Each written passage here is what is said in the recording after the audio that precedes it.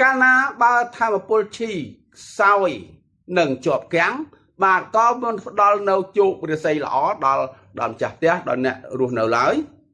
ដូច្នេះហើយបណ្ដាលឲ្យជួបនៅឧបសគ្គជារឿយបាទបាត់បង់ឱកាសល្អហើយធ្វើឲ្យជីវិតបាទមិនមានស្ថិរភាពតើផ្ទះដែលមានធម្មពលអវិជ្ជមានធ្វើឲ្យធម្មពលធ្វើឲ្យរាសីជាប់គាំងហ្នឹងបាទជាផ្ទះដែលមានទ្រង់ទ្រាយនឹងសណ្ដាប់ធ្នាប់យ៉ាងណាទី1បរិស្ថានមុខផ្ទះអាក្រៅរបងផ្ទះឆ្ងាយទៅណាបាទចាប់ពី5ម៉ែត្រឬក៏20ម៉ែត្រឆ្ងាយទៅបាទគេហៅមុខផ្ទះនោះរងសម្ពាធសាឈីគឺមានព្រួញពឹសនៅពីខាងមុខទី2ទីធ្លាមុខផ្ទះណាបាទទីធ្លាមុខផ្ទះហ្នឹងមិនមែនជាទីធ្លាមិញឋានបាទគឺមិនមែនជាទីធ្លាមុខផ្ទះដែលប្រមូលធម្មពលទី3គឺផ្ទះដែលមានហៅជាងចំពីមុខហ្នឹងជាហៅជាងអក្សរ A ឆោ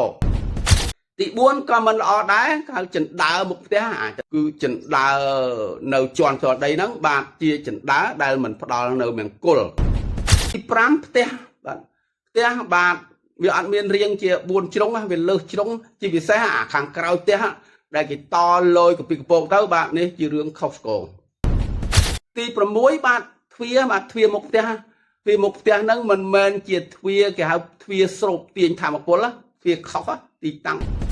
ទី7បន្ទប់គេងបាទបន្ទប់គេងហ្នឹងមិនមែនជាបន្ទប់ដែលមានរាសីផ្ដល់នៅធម្មពល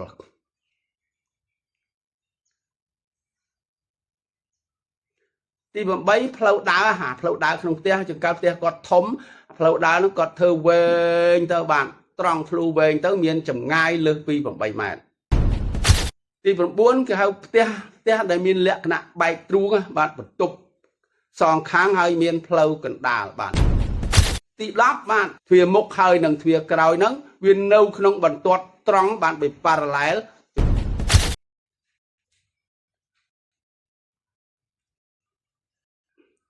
ទី2ពីដានបាទរាប់ពីការ៉ូខាងក្រោមទៅដល់ពីដានលើបាទវាទាយបាទទាយជា2ម៉ែត្រ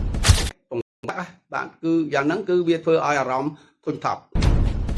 ទី13សណ្ដាប់ធ្នាប់ក្នុងផ្ទះដែលមានលក្ខណៈជាវិបត្តិអ្នកមាននឹងក៏មិនល្អដែរ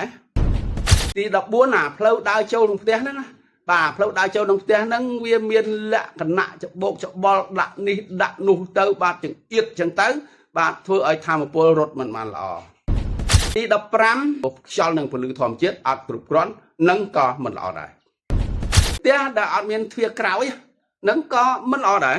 នៅខាងក្រោយមានទំនាបជាពិសេសខៅផ្ទះដែលមានរាសីថង់លុយខុស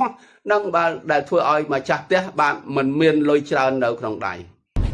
ទាំងប៉ុន្មាននេះបាទគឺជាលក្ខណៈត្រឹមត្រូវតាមក្បួនហុងស៊ុយដែលធ្វើឲ្យម្ចាស់ផ្ទះមិនរុងរឿងបាទមិនធូរធារមិនមានស្ថិរភាព